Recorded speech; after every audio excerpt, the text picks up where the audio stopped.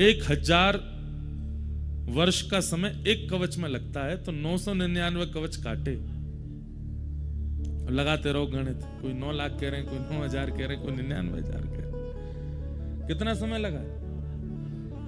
9,99,000। 9,99,000 वर्ष तक नर नारायण भगवान ने मिलकर के सहस्त्र कवच के 999 कवच काट दिए, एक कवच रह गया।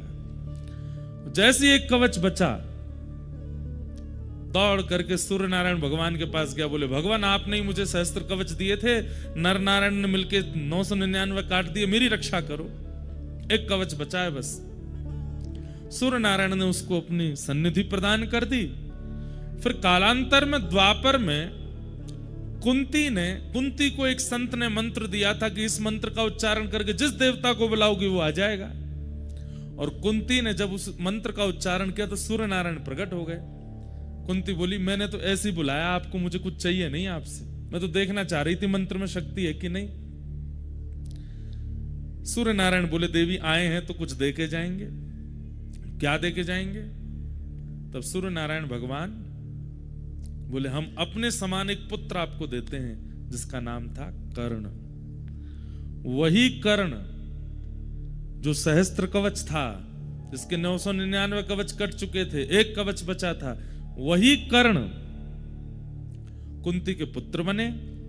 और उसके बाद कृष्ण और अर्जुन, नर नारायण ही कृष्ण अर्जुन के रूप में प्रकट हुए। जहां पर नारायण श्री कृष्ण बने हैं और अर्जुन नर ही अर्जुन बन के आए हैं। इन्होंने फिर कर्ण के साथ में युद्ध किया, लेकिन अब वही है कि कवच 1000 वर्ष से पहले तो कटेगा नहीं, और युद्ध करना है, महाभारत का युद्ध होना, तो क्या करें? और मृत्यु नरनारायण के हाथ ही होनी है। तब फिर इंद्र को माध्यम बनाया और इंद्र ने आकर के भरी बीच युद्ध मैदान में ब्राह्मण का रूप धारण किया और दानवीर कर्ण से कहा कि मुझे दान दो।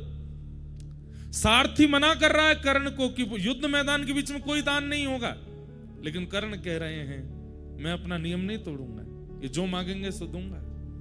बोले मांगिए विप्रवर, क्या चाहिए? अभी मैं युद्ध के बीच में हूं, मुझ पे बहुत समय नहीं है, जल्दी मांगिए, क्या चाहिए? बोले आपके कवच और कुंडल चाहिए। कर्ण समझ गए अब मेरी मृत्यु है, और उसी समय अपने कवच कुंडल विप्र को दे दिए, और सहस्त्र कवच का इतने युगों बाद जाकर के फिर संहार हुआ। तो वही नर नारायण यहां पर विराजमान है।